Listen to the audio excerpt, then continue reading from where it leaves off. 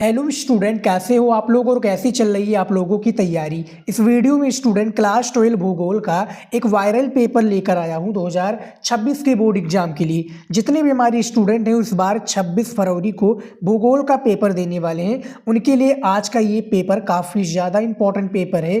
Paper code आप देख लीजिए 106 SZ ये पेपर कोड है और आप लोगों का सेम टू सेम पेपर भूगोल का आएगा 26 फरवरी को। पूरा पेपर में आपको सॉल्यूशन के साथ बताने वाला हूं, हर एक प्रश्नों का उत्तर बताऊंगा, बस वीडियो को लास्ट तक आपको देखना है। पूर्णांक आपका 70 का रहेगा, 70 नंबर का पूर्णांक भूगोल का रहेगा। समय आपका वही दिया जाएगा जो हर एक विषय में दिया जाएगा नोट में। प्रारंभ के 15 मिनट परीक्षार्थियों को प्रश्न पत्र पढ़ने के लिए निर्धारित है।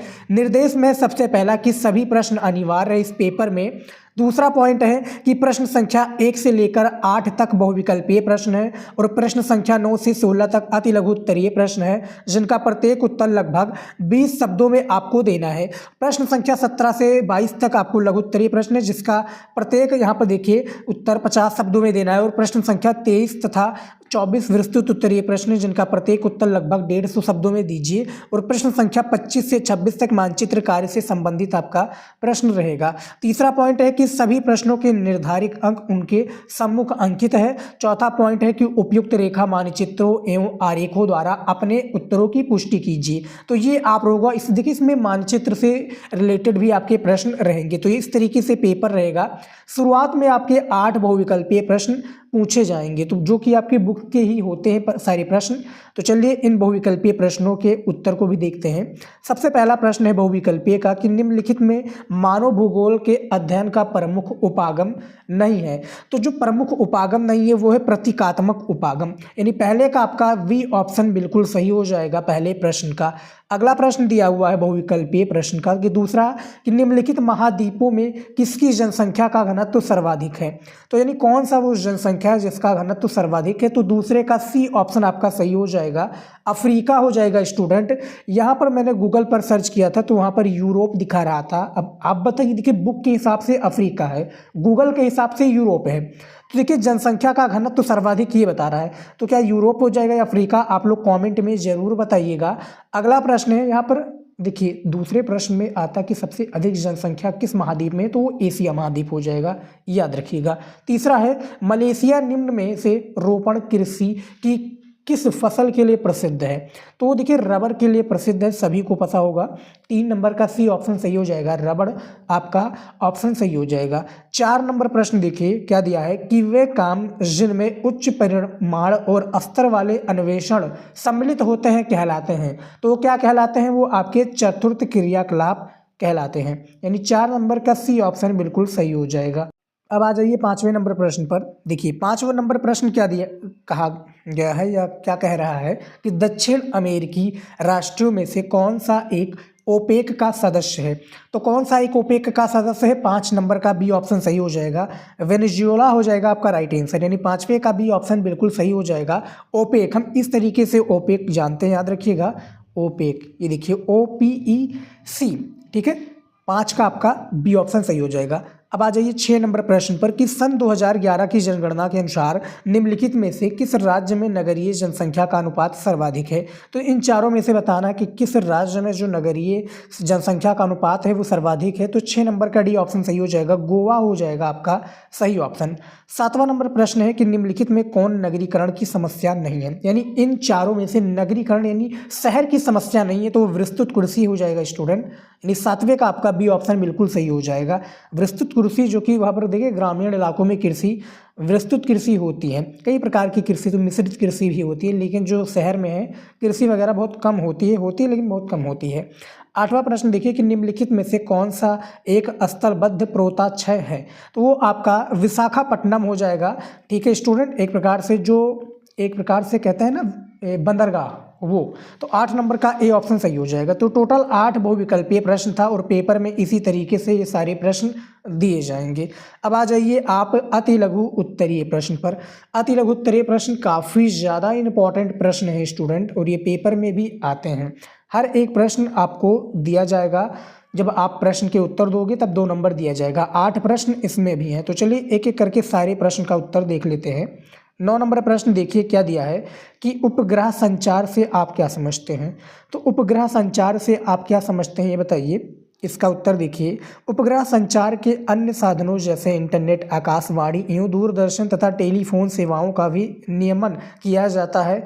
उपग्रह से प्राप्त चित्रों का उपयोग मौसम के पूर्व अनुमान, प्राकृतिक आपदाओं की निगरानी तथा सीमा क्षेत्रों की यहाँ देखिए चौकसी हेतु किया जाता है। तो ये 9 नंबर प्रश्न का सही उत्तर है, आप देख सकते हो। 10 नंबर प्रश्न देखिए कि एलन सैंपल द्वारा दी गई मानव भूगोल की परिभाषा दीजिए। 2 नंबर का काफ़ी ज़्यादा इंपॉर्टेंट प्रश्न है। देखिए इसका उत्तर है कि एलन सैंपल के अनुसार मानव भूगोल अस्थिर पृथ्वी और क्रियाशील मानव के बीच परिवर्तनशील संबंधों का क्या है, अध्ययन है। तो ये 10 नंबर का सही उत्तर है 10 नंबर प्रश्न का। आ जाइए 11 नंबर प्रश्न कि विश्व में चाय उत्पादन के 2 प्रमुख देशों का नाम बताइए।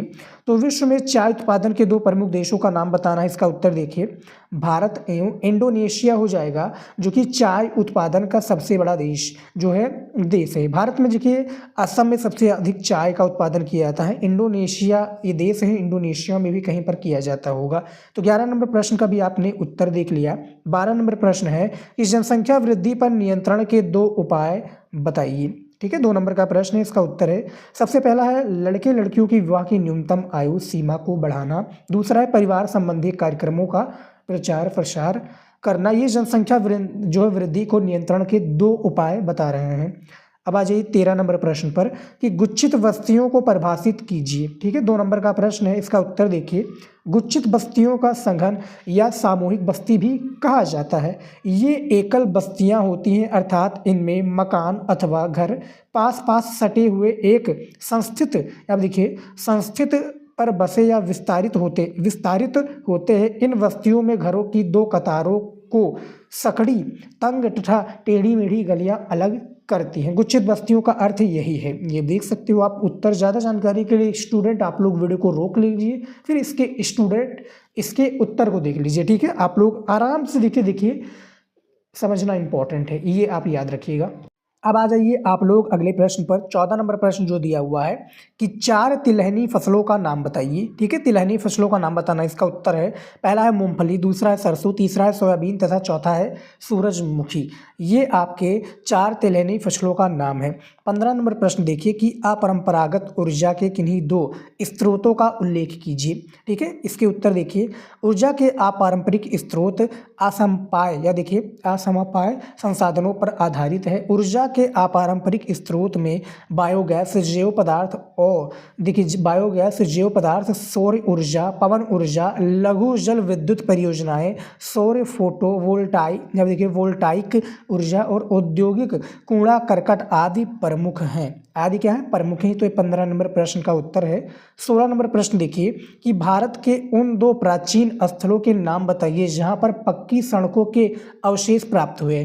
तो उत्तर है, सबसे पहला हड़प्पा, दूसरा है मोहनजोदड़ो। मोहनजोदड़ो को मृत का टीला भी कहा जाता है। ये याद रखिएगा। 2 नंबर का प्रश्न है। ये भी 8 प्रश्न मैंने आपको बता दिया है।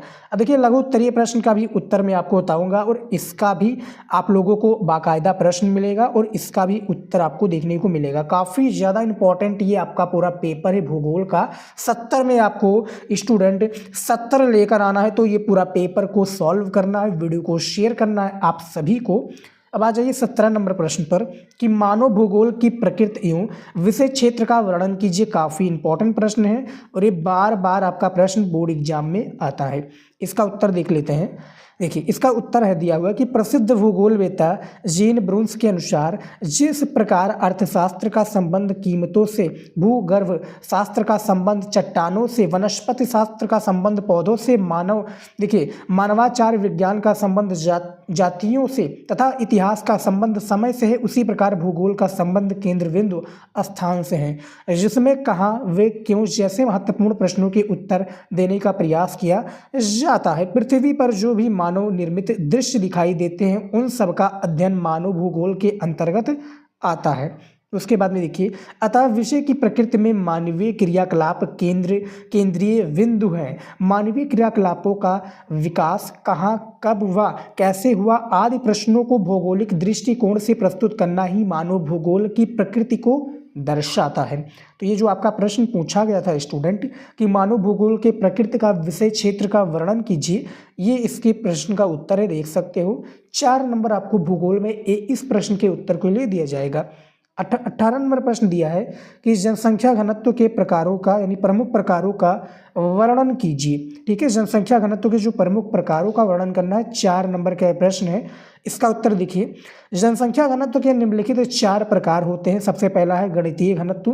किसी प्रदेश की जनसंख्या तथा क्षेत्रफल के अनुपात को गणितीय घनत्व कहते हैं। ये सबसे प्रचलित विधि है। ये सबसे क्या है स्टूडेंट, प्रचलित विधि है। दूसरा है यह क्रायिक घनत्व। किसी क्षेत्र की कृषिकृत भूमि तथा कुल जनसंख्या का अनुपात क्रायिक घनत्व कहलाता है, किंतु औद्योगिक देशों के लिए इस विधि का प्रयोग उचित नहीं है। तीसरा देखिए आर्थिक घनत्व, जो इसमें है कि तीसरा में आर्थिक घनत्व में तो किसी प्रदेश के आर्थिक संसाधनों की क्षमता एवं जनसंख्या के अनुपात को आर्थिक घनत्व कहते हैं। ठीक है, चौथा उसके बाद में देखिए कृषि घनत्व में कृषि के अंतर्गत क्षेत्रफल एवं कृषक जनता के अनुपात को कृषि घनत्व कहते हैं। तो ये 4 इसके पॉइंट हैं, देख सकते हो जनसंख्या घनत्व के प्रमुख प्रकारों के वर्णन में। ये आपके 4 पॉइंट हैं और 4 ही पॉइंट आप लिख दोगे तो 4 नंबर दे दिया जाएगा। गणितीय घनत्व, क्रायिक घनत्व, आर्थिक घनत्व और कृषि घनत्व के बारे में। ठीक है, कृषि के अंतर्गत क्षेत्रफल एवं कृषक जनता के अनुपात को कृषि घनत्व कहते हैं। तो जनसंख्या घनत्व के प्रमुख प्रकारों के आप देख सकते हैं। ठीक है, और भी प्रकार हो सकते हैं, लेकिन यहाँ पर 4 ही प्रकार लिखना रहता है। क्या नहीं रहा कि जितना पूछा जाए उतना ही दीजिए प्रश्न का उत्तर, फालतू नहीं देना है आपको। अब आ जाइए 19 नंबर प्रश्न पर कि मिश्रित कृषि की विशेषताओं का वर्णन कीजिए। 4 नंबर का प्रश्न, इसका उत्तर देखिए। इस कृषि की मुख्य विशेषताएं अग्र प्रकार है। सबसे पहला है फसल उत्पादन एवं पशुपालन दोनों को इसमें समान महत्व दिया जाता है। दूसरा है इस कृषि में खेतों का आकार मध्यम होता है। तीसरा है गेहूं, जौ, राई, जई, मक्का, सोयाबीन एवं चारी की फसल आदि प्रमुख रूप से बोई जाने वाली फसलें हैं इसमें। पांचवा है अब देखिए सस्य वर्तन एवं अतः फसली कृषि मुद्रा की उर्वरता को बनाए रखती है। जो है कि कृषि जो उसकी क्या है उर्वरता को क्या है बनाए रखती है। 6 इस प्रकार की कृषि में भारी पूंजी निवेश होती है। और 7वां कुशल व योग्य कृषक इस प्रकार की खेती को करते हैं। तो मिश्रित कृषि की विशेषताओं को बताना था, इसकी खूबियों को बताना था, वो मैंने आपको बता दिया है। अब आ जाइए तृतीय क्रियाकलाप के बारे में। देखिए 20 नंबर प्रश्न है कि तृतीय क्रियाकलापों के प्रकारों का वर्णन कीजिए। 4 नंबर का ये प्रश्न है, इसका उत्तर देखिए। तृतीय क्रियाकलापों के प्रकार जो है व्यापार, परिवहन, संचार और सेवाओं मुख्य तृतीय क्रियाकलाप हैं। कौन से हैं तृतीय क्रियाकलापों में? व्यापार, परिवहन, संचार और सेवाएं मुख्य तृतीय जो है क्रियाकलाप हैं। तो ये 20 नंबर प्रश्न में बताया गया है। देखिए तृतीय क्रियाकलाप में कौन कौन से आते हैं, जैसे व्यापार एवं वाणिज्य, ठीक है, परिवहन, संचार और सेवाएं, ये इतने आते हैं। और इसके कुछ इतने भाग हैं, आप देख सकते हो। ये पूरा पैराग्राफ में इसका उत्तर मैंने दे दिया हूँ। ठीक है, आराम से वीडियो को रोक कर स्टूडेंट इसको आप जो है स्क्रीनशॉट ले सकते हो, कोई वो नहीं है। ठीक है, जल्दबाजी नहीं है, आपको समझ में आना चाहिए। तृतीय क्रियाकलापों के प्रकारों के बारे में बताया गया है। ठीक है, अब आ जाइए 21 नंबर प्रश्न पर। 21 नंबर जो प्रश्न है कि जल परिवहन के लाभ, क्या लाभ हैं ये बताइए। 4 नंबर का प्रश्न है, इसका उत्तर देखिए। जल परिवहन सभी परिवहन साधनों में सर्वाधिक लाभदायक परिवहन साधन है। इसका महत्व लाभ यह है कि इसमें मार्गों का निर्माण नहीं करना पड़ता। महासागर एक दूसरे से जुड़े होते हैं, इसीलिए इनमें विभिन्न आकार के जहाज चल सकते हैं। जल मार्गों के विकास में केवल 2 किनारों पर पतन सुविधाएं प्रदान करना आवश्यक होता है। जल परिवहन बहुत सस्ता होता है क्योंकि जल का घर्षण स्थल की अपेक्षा बहुत कम होता है। इस परिवहन की ऊर्जा लागत भी बहुत कम होती है। इस परिवहन की ऊर्जा लागत भी क्या होती है स्टूडेंट, बहुत कम होती है जल परिवहन में। तो इसका उत्तर भी आप लोगों ने देख लिया है। अब आ जाइए 22 नंबर प्रश्न पर।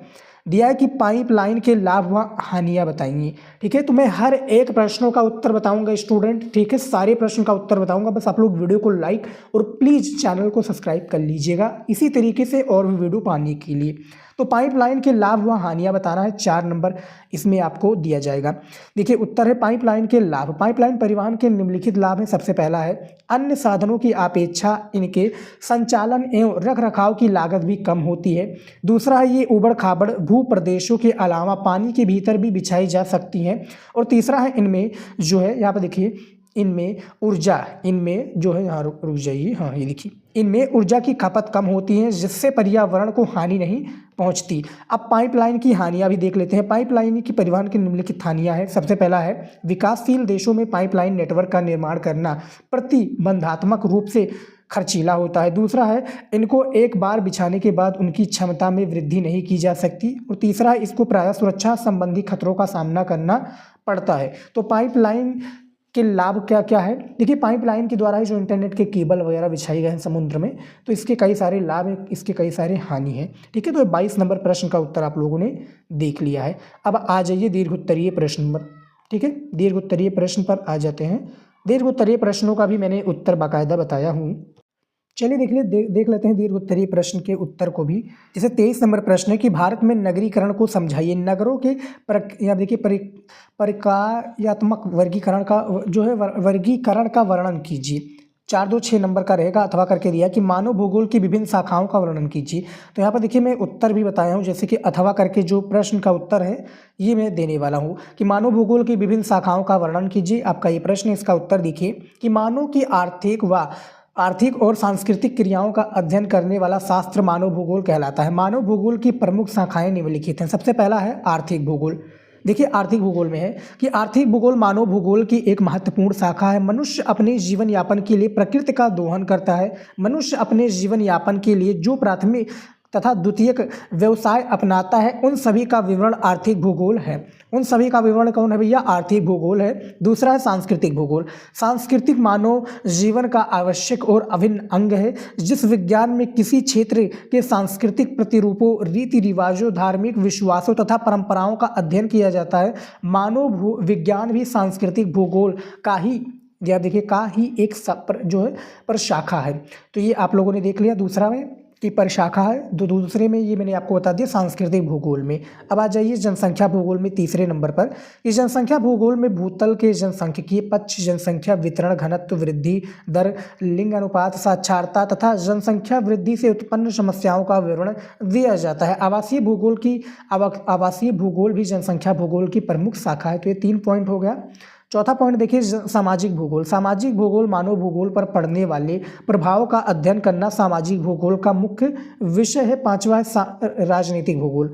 राजनीतिक भूगोल में राजनीतिक इकाइयां, प्रादेशिक क्षेत्रों, सीमाओं, राजधानियों, उपनिवेशों तथा साम्राज्यों का अध्ययन भी राजनीतिक भूगोल का ही विषय है।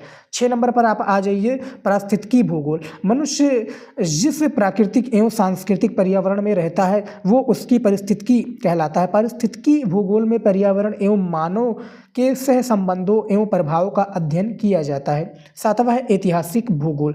भूतकालीन भौगोलिक घटनाएं ही इतिहास बन जाती है। ऐतिहासिक भूगोल के अंतर्गत हम राष्ट्र के इतिहास पर उसकी भौगोलिक पृष्ठभूमि का प्रभाव, स्थित उच्चवच सुविधाओं और बाधाओं का अध्ययन करते हैं। अब आ जाइए 8वें नंबर पर ग्रामीण एवं नगरीय भूगोल। ग्रामीण तथा नगरीय भूगोल में वहाँ की अर्थव्यवस्था, प्राकृतिक संसाधन, उत्पत्ति तथा विकास, आकारिकी आदि का अध्ययन किया जाता है। आदि का क्या है? अध्ययन किया जाता है। तो ये इसमें 8 पॉइंट हैं मानव भूगोल की विभिन्न शाखाओं को बताने के लिए। ठीक है, तो प्रश्न होते हैं अथवा करके पेपर में। इसी तरीके से आपको प्रश्नों का उत्तर पेपर में देना रहेगा। और आप लोग इस वीडियो में जो मैं भी प्रश्न का उत्तर बता रहा हूँ इग्नोर मत कीजिएगा। सारे प्रश्न इंपॉर्टेंट है, उसके उत्तर भी इंपॉर्टेंट है। अब आ जाइए 24 नंबर प्रश्न पर कि इंदिरा गांधी नहर कमांड क्षेत्र किस राज्य में स्थित है? भारत में सतत पोषणीय विकास को बढ़ावा देने में इसका क्या योगदान है ये बताइए। 6 नंबर का प्रश्न है भैया। चलिए इसका उत्तर देख लेते हैं। देखिए इसका उत्तर है एक सिंचाई तंत्र नहर, नदी, नलकूप व तालाब इत्यादि द्वारा पोषित क्षेत्रों को कमान क्षेत्र कहा जाता है। इंदिरा गांधी नहर कमान क्षेत्र राजस्थान राज्य में स्थित है। इंदिरा गांधी नहर भारत में सबसे बड़े नहर तंत्रों में से एक है। इसे पहले राजस्थान नहर के नाम से जाना जाता था। इस नहर की संकल्पना कब्बर सेन द्वारा 1948 में की गई थी। ये नहर परियोजना 31 मार्च 1958 को प्रारंभ हुई और वो 1967 में मुख्य नहर में जल छोड़ा गया, जबकि ये अंतिम छोर तक 1987 में पहुंचा। इस नहर तंत्र की कुल नियोजित लंबाई 9060 किलोमीटर है। पंजाब के हरीके बांध से निकलकर ये नहर राजस्थान के थार मरुस्थली पाकिस्तान सीमा के समांतर 40 किलोमीटर की औसत दूरी पर बहती है। इस दौरान ये नहर देखिए 19.63 लाख हेक्टेयर कृषि योग्य कमान क्षेत्र में सिंचाई की सुविधा प्रदान करती है। इसके बाद में देखिए इस नहर के दाएं किनारे के जल संयोजन नीचे होने के कारण सिंचाई प्रवाह विधि 70% प्रवाह क्षेत्र द्वारा की जाती है, जबकि बाएं किनारे की जल संयोजक ऊंचे होने के कारण सिंचाई लिफ्ट विधि द्वारा की जाती है। इसका निर्माण कार्य 2 चरणों में संपन्न हुआ। प्रथम चरण के कमान क्षेत्र में भूतल थोड़ा उबड़ खाबड़ है और इसका कृषि योग्य कमान क्षेत्र 5.53 लाख हेक्टेयर है। 53 लाख क्या है स्टूडेंट? हेक्टेयर है। ये कमान क्षेत्र गंगानगर, हनुमानगढ़ और बीकानेर जिले के उत्तरी भाग में बहता देखिए यहाँ पर पड़ता है। दूसरे चरण का कमान क्षेत्र बीकानेर, जैसलमेर, बाड़मेर, जोधपुर, नागौर और चूरू जिलों में पड़ता है। इन जिलों में इसका विस्तार 14.10 लाख हेक्टेयर कृषि योग्य भूमि पर है। इस कमान क्षेत्र में स्थानांतरित बालू टिब्बों वाला मरुस्थल भी सम्मिलित है। इसमें स्थानांतरी बालू टिब्बे पाए जाते हैं और ग्रीष्म ऋतु में इसका तापमान 50 सेल्सियस तक पहुंच जाता है। 50 सेल्सियस तक पहुंच जाता है। भूमि के हरा भरा होने से वायु अपर्दन और नहरी तंत्र में बालू निक्षेप की प्रक्रियाएं भी मंद पड़ गई हैं। तो ये देख सकते हो, काफ़ी इसका इंटरेस्टिंग उत्तर है। इंदिरा गांधी नहर जो है कमान के क्षेत्र के बारे में 24 नंबर प्रश्न है। अथवा करके जो इसमें देखिए 2 प्रश्न होते हैं ना, तो अथवा करके भी प्रश्न इसमें कि विश्व में असमान जनसंख्या वितरण के कारकों की विवेचना कीजिए। हालांकि 3 ही कारक इसके होते हैं। तो ये आपके टोटल जो है विस्तृत उत्तरीय के 4 प्रश्न होते हैं। आपको 2 ही प्रश्नों का उत्तर देना रहता है, ठीक है, जिसके लिए 12 नंबर आपको दिया जाएगा और इसका उत्तर भी आप लोग देख सकते हो। अब आ जाइए मानचित्र कार्य में। देखिए मानचित्र से संबंधित भी आपका प्रश्न पूछा जाएगा। जैसे 25 नंबर प्रश्न है कि भारत के दिए गए मानचित्र में निम्नांकित को उपयुक्त चिन्हों द्वारा दर्शाइए और उनके नाम भी लिखिए।